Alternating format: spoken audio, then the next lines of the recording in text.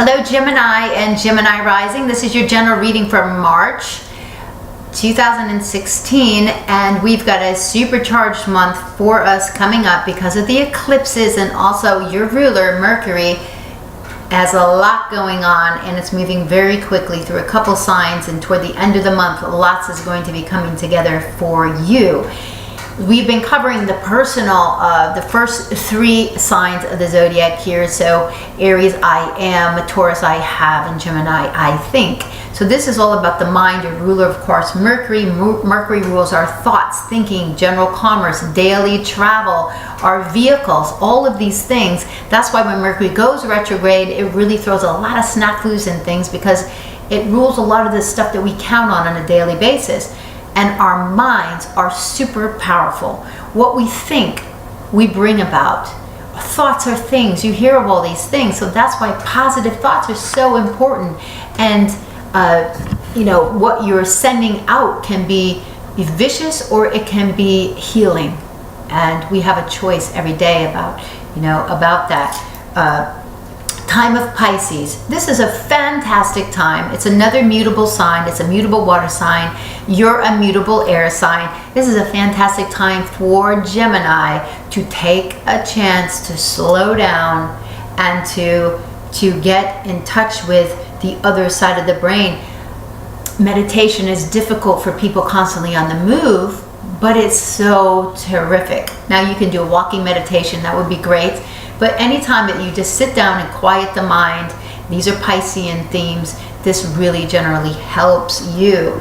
Now, where is the eclipse happening for you? What sector of your life and what's happening? First of all, Saturn, we always talk about Saturn. Saturn is the teacher of the zodiac. We must follow its lesson, and the lessons are being taught in your relationships right now.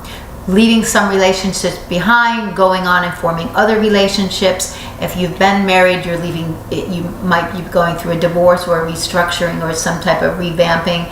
If you are single, then perhaps over the last year you met someone new, bringing that relationship into the mix. Saturn in the 7th house, also partnerships, meaning business partnerships that you might be forming. So this is quite a big time. Mars, the story, is coming into your 7th house on March the 5th. So Mars has been in your 6th house, turning up the dial on your everyday life, running around, taking care of what's going on. You're having to pay attention to your health, your daily routine, what you're eating, your job, lots of things going on. Wherever Mars is, it's a trigger planet too. It adds the impact, the possibility of arguments and accidents in that area, just because it rules. That's what it rules. It rules everything that has to do with action and energy. So here we've got more energy into your relationships during this time, and perhaps with Saturn being there, now you're looking at ones that you want to build a little deeper with, ones you want to let go of. Because this Saturn says, I want to build some structure. So Mars gets in there and starts turning it all up. So that's really good news. The eclipse. So the eclipse is a major super spotlight in one area of your life. And it asks you to sit up and take notice. There can be liberation and restructuring in that area. Startling truths can come to the head so that you see what's happening and you can, make some changes. This is happening in your 10th house. This is the most elevated house in your chart. And this is the house that shows people who you are on the public side. So that's why it rules the career area, your public standing. So if you've been hiding anything, well, things might come out at this time that will affect your career. Maybe you'll have an opportunity to change your career. Something could be working. So pay attention to what's going on. This is not the week to be making changes. You're going to see things come to a head. We just hit last quarter, so we're making some adjustments last quarter yesterday, going forward and wrapping up this past lunation in Aquarius, where we were stepping out and seeing who we are at this authentic level and bringing that forward. So here, changes. Maybe there's something necessary. Look at your reputation, how you've been seen. Maybe there's some new opportunities in career path for you. What's going to be bringing that also to the forefront is Mercury. Mercury has been in your 9th house. It's all been about travel, long distance, where you're going, talking to people at a distance, dealing with any type of foreign, foreign dealings related to work, and also education. Maybe you needed to get some new insight and learn some new things that'll benefit your career. So when Mercury now goes into Pisces, which is your 10th house, this is going to add and it's going in from the 5th to like the 21st. It's going to be quite quick. So it's going to add some inspiration there. So your vision of what you see for your career, you can put more of this into your thought process around utilizing your visionary capability, speaking about what you want to bring forth to make things really work. Now let's look at some things that are happening there's so much going on with Mercury. Your ruler, I just want to keep it that straight. On March the 11th, this is right after the eclipse, which is on the 8th, you're going to have Mercury joining Neptune up in your 10th house.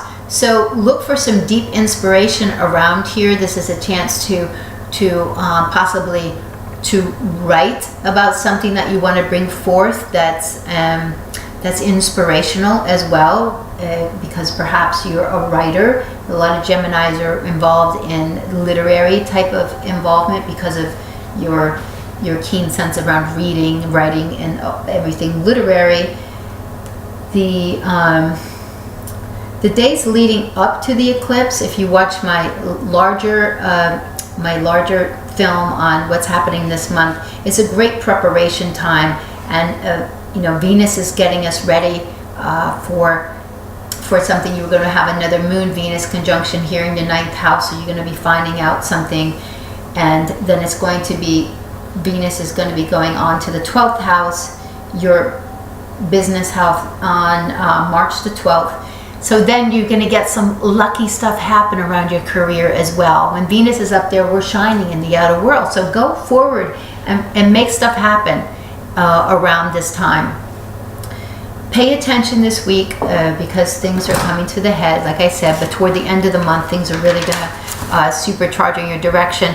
March the 14th and 15th, big times as well. Not only is it the first quarter moon of this lunation, but Mercury squares Saturn. So here's a serious kind of plan. It says, all right, you need to start thinking a little more seriously about what you're doing. This has to do with partnerships, relationships, and how it affects your business or your status. And Mercury opposing Jupiter. So this kind of lifts you up in spirit and enthusiasm and positive thinking. So this has to do here with your home and career. And we've got Jupiter trine Pluto on the 16th. This is a lucky aspect for everyone. And make sure that you take advantage of this as well. And Mercury is going to be joining the Sun.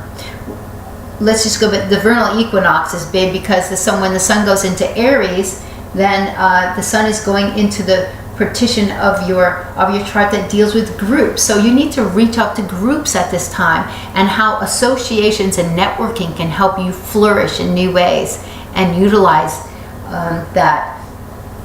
And you've had Uranus over there anyway, bringing you all sorts of interesting changes around your friendships and groups that you've been involved with.